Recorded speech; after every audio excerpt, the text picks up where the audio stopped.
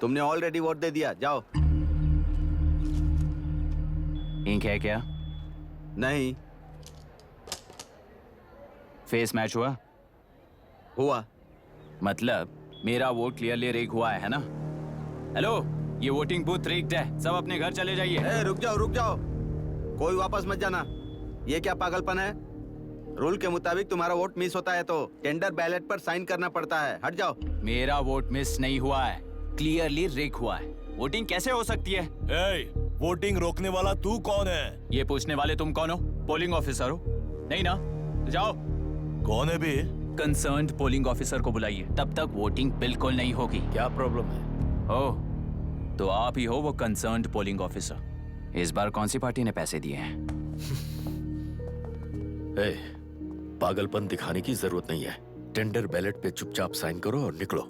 Tender ballot पे मैं signature क्यों करूं जब क्लियरली मेरा वोट रिग हुआ है? और कितने वोट रिग हुए हैं क्या पता? इस बूथ को रोकना ही होगा। बढ़ा मत यार, यहाँ से निकल लेते हैं, चल ना यार। मैं क्या कर रहा हूँ मुझे पता है, तू जा यहाँ से। ओए क्या कर रहा है बे तू?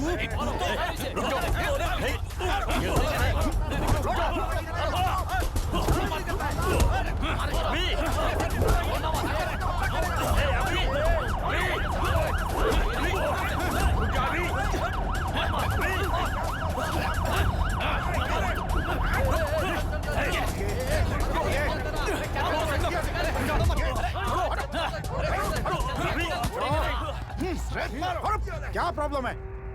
कुछ नहीं, इसका वोट मिस हुआ बोलकर पोलिंग रोकने की कोशिश कर रहा है। मिस नहीं हुआ है, मेरा वोट रिग हुआ है। वोट रिग हुआ है तो बैलेट पे दस्तखत करके जाओ यहाँ से। यहाँ पे लफड़ा मत करो। ओहो, वोट रिग हुआ है ये सुनने के बाद आपका रिएक्शन इतना ही है? अगर लॉजिकली कहूँ ना तो सिर्फ इस एक बूथ को नहीं, सारे इलेक्शन को रोकना चाहिए।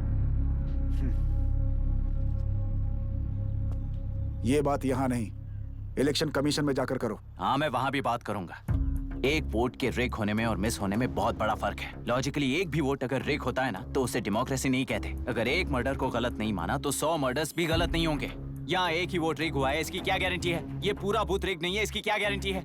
100% rigging free election is the very foundation of any democracy. Incharge होने के नाते इस बूथ को तो डिस्क्वालीफाई कर दीजिए। ये तुम्हारा बेटा है ना? Yes sir. इज्जत से टेंडर बैलेट पे साइन करो और जाओ यहाँ से, वरना अर्बन नक्सल के नाम पर सबको अंदर कर दूंगा। तुम्हें पता है इसका मतलब? तुम्हारा MIT एडमिशन, अमेरिका का ड्रीम्स सब बर्बाद हो जाएगा। निकल जाओ यहाँ से। शर्म नहीं आती ऐसी बात करते हुए? कलेक्टर के तौर पे आप इस जिले के सर्वोच्च प्राधिकारी हैं।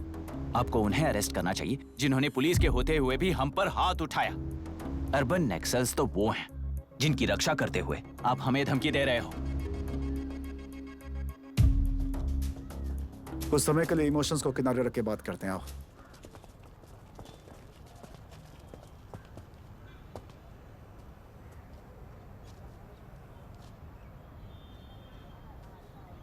तुमने सही कहा, मुझे शर्म नहीं आती।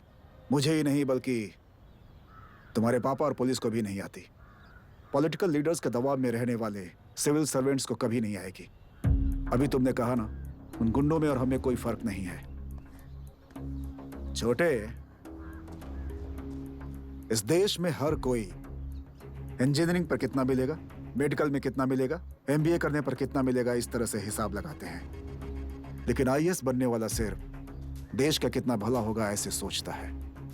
पर सिलेक्शन के 6 महीने बाद ही, जैसा तुमने कहा, बिना शर्म के जीने की आदत बना लेता है। बाहर से पत्थर मत फेंको, कभी अंदर आकर देखो तब पता चलेगा। यह बूथ विशाखा वानी का है। डिस्क्वालीफाई करना मुश्किल है, ऐसा करना तुम्हारे लिए रिस्क है। सो इस वन साइड वॉर में लाइफ बर्बाद मत करो। फ्लाइट लो और निकल जाओ। 1 हफ्ते में अमेरिका जाने वाले हो, इन सब झंझटों में मत पड़ो। वैसे भी भागने वाले को देश के बारे में बोलने का हक नहीं। जाओ।